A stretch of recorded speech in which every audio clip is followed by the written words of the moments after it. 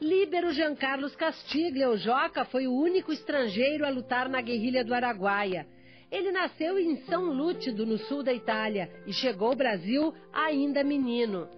Filho de uma família de comunistas, trazia no nome Líbero, livre em latim, quase que uma predestinação. O italiano foi um dos primeiros guerrilheiros a desembarcar no Porto da Faveira, no Araguaia, onde seria constituída uma das 3 bases guerrilheiras. O ano era 1967.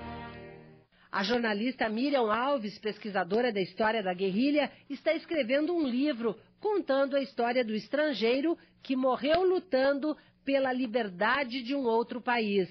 Dentro de toda a equipe que foi para Araguaia, de vários estados, um que menos tinha informação era justamente o Líbero Giancarlo. Aí me deu vontade de trabalhar um pouco com a história, com o perfil de uma pessoa que chegou com 11 anos ao Brasil, não é? Era um operário, não era do grupo de estudantes universitários, nem era formado ainda, e que logo no início da preparação chega à região com a Elza Monerá. A família volta para a Itália, mas Líbero permanece no Brasil. Com o diploma de torneiro mecânico, começa a trabalhar muito cedo e a conhecer a dura realidade da classe operária no país. Ele estudou o Capital de Marx. Leu e estudou todo o Capital de Marx. Os primeiros meses que ele percebia o seu salário, ele começou a descobrir que ele, com 17 anos, o salário dele era muito superior ao dobro de uma pessoa adulta com família. Ele começou a ver esta desigualdade e se perguntava por que assim. A eleição do metalúrgico Luiz Inácio Lula da Silva à presidência do Brasil encheu de esperança a família Castiglia. Antônio, o irmão mais velho do guerrilheiro italiano, voltou ao Brasil em 2003 para pedir ao governo apoio na identificação dos restos mortais do irmão desaparecido. Esse é o momento justo para dar uma resposta definitiva, porque são 33 anos. Resposta definitiva a esses jovens que morreram, as mães que sofreram. Por que não? Eu não vejo o porquê, honestamente. E eu não vejo o porquê as mães que perderam os filhos não possam resgatar os restos do que morreram. Desses, eu chamo heróis, porque quando eu soube que 68 pessoas lutaram com 10 mil do exército, 10 mil militares, esses são heróis. É por isso que não tem nenhuma razão para nenhum governo realmente de dizer, nós não podemos, ou é impossível. Não, é somente querer. Querer porque é um dever, é uma coisa humanitária. Antônio Castiglia foi recebido pelo governo brasileiro. No Instituto Criminalístico da Polícia Federal, fez a coleta de sangue para o exame de DNA. O caso do irmão dele, que mora na Itália e não vem aqui com frequência, nós pedimos que fosse coletado o sangue para usar como material de confronto.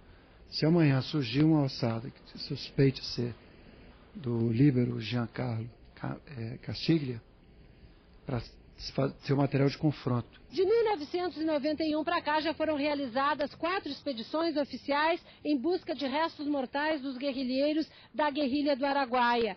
Os peritos já retiraram 11 ossadas da região do confronto armado. Há fortes indícios de que uma delas seja do guerrilheiro italiano. Um dos corpos apontados para nós em 2001 foi do Paulo Rodrigues, Paulo Mendes Rodrigues, um gaúcho. Ao lado desse corpo foi encontrado um corpo sem 2 mãos e com uma cirola, uma espécie de um minhocão, como se diz em São Paulo, tipicamente da Itália. E o Líbero passou na Itália antes de ir para a região do Araguaia. A falta das 2 mãos é outro indício de que esses sejam os restos mortais do italiano. Nós temos referências de terem arrancado uma mão, como nós temos referência até de decapitação. Mas o Líbero, ele tinha nacionalidade italiana. tanto o Brasil quanto a Itália assinaram a Convenção de Genebra. Quer dizer, ele lutou como um brasileiro, mas ele ainda mantinha a cidadania italiana. De certa forma, a ocultação de cadáver é crime.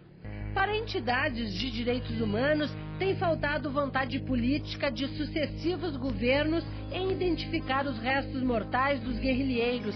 Há 13 anos, esses ossos foram recolhidos no cemitério de Xambioá e da aldeia dos índios Suruís e continuam sendo jogados de um lado para outro sem que se façam exames de identificação. Deveria ter um centro para que se deixassem exames de DNA e fichas antropológicas, porque muitas vezes não é necessário recorrer ao DNA. Até porque o Brasil, na medicina legal, tem se despontado.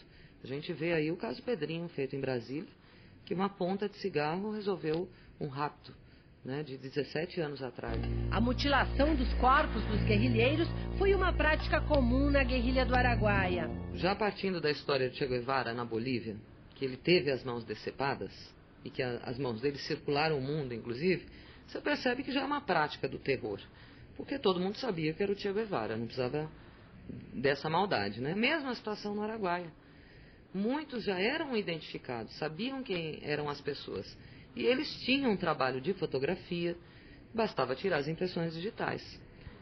Eu parto do princípio que é uma forma de botar medo na população, né? Porque decepar, mutilar, decapitar, não é uma prática de um ser humano normal.